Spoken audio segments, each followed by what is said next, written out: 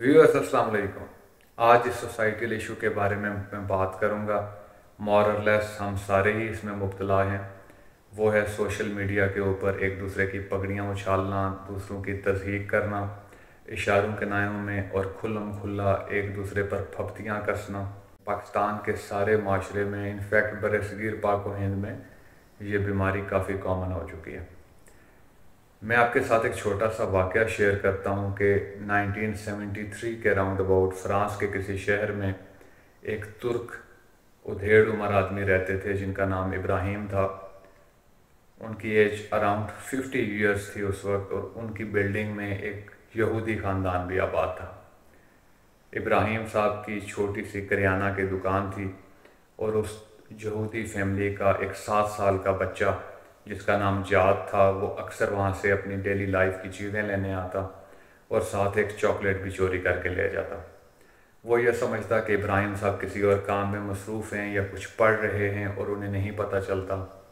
एक दिन वो जल्दी में था और उसने चॉकलेट चोरी करना भूल गया, तो इब्राहिम साहब ने उसे आवाज़ दी कि जाद, आज चॉकलेट नहीं लेके जाओगे? तो उस पर तो शर्म के मारे गड़ों पानी पड़ गया। वो समझता था कि इन्हें नहीं मालूम, लेकिन इब्राहिम साहब जानते थे। कहा कि अगर तुम कहीं और चोरी ना करने का वादा करो तो तुम्हारे लिए हर रोज़ एक चॉकलेट गिफ्ट है। इब्राहिम साहब के इस अच्छे अखलाक की वजह से वो उनके करीब तर होता गया। छोटे मोटे मसाइल का हल उनसे पूछने के लिए आता, तो जो किताब वो पढ़ रहे होते थे उसमें से खोल के वो उसको उसका हल बताते। करते करते 17 साल गुजर गए और जाद 24 ईयर्स ओल्ड जवान हो गया, और इब्राहिम साहब 67 ईयर्स की एज में फोत हो गए।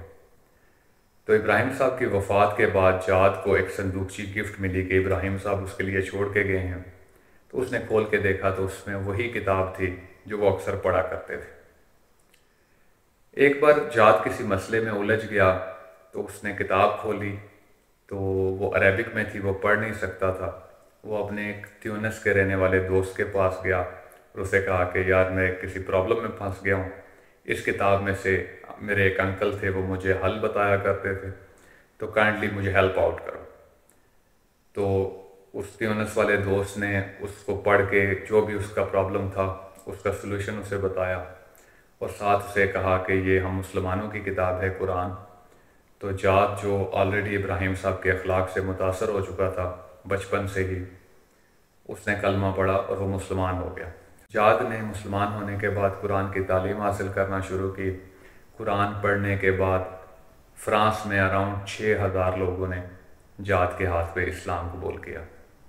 एक बार वो वही कुरान खोल के बैठा था जो इब्राहिम साहब ने मरने से पहले उसे गिफ्ट किया था, जिसमें अफ्रीकन कंट्रीज़ के बारे में नक्शा था, और साथ ये था कि यहाँ पे दावत व तबलीग का काम करो।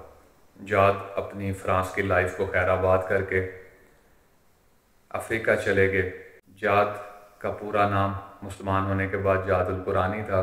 कुरान से उनकी इस दर्जा मोहब्बत थी, और वो काफ़ी अरसा वहाँ रहे, और तकरीबन 6 मिलियन लोग यानी 60 लाख गैर मुसलमानों ने उनके हाथ पे इस्लाम कबूल किया। 53 साल की उम्र में जाद फोत हो गए। उनकी वफ़ात के कुछ अर्से के बाद उनकी मदर ने भी इस्लाम कबूल कर लिया। अब आप सोच रहे होंगे कि जादुल कुरानी के वाक़े में, और जो सबसे पहले स्टार्ट में मैंने कहा कि सोशल मीडिया के ऊपर हमारे माशरे में ये बीमारी आम हो चुकी है कि इशारों के नायों में और खुल्लम खुल्ला एक दूसरे पर फप्तियाँ कसना, लोगों की इज़्ज़तों को उछालना, पगड़ियों को उछालना, इसमें क्या कॉमन है?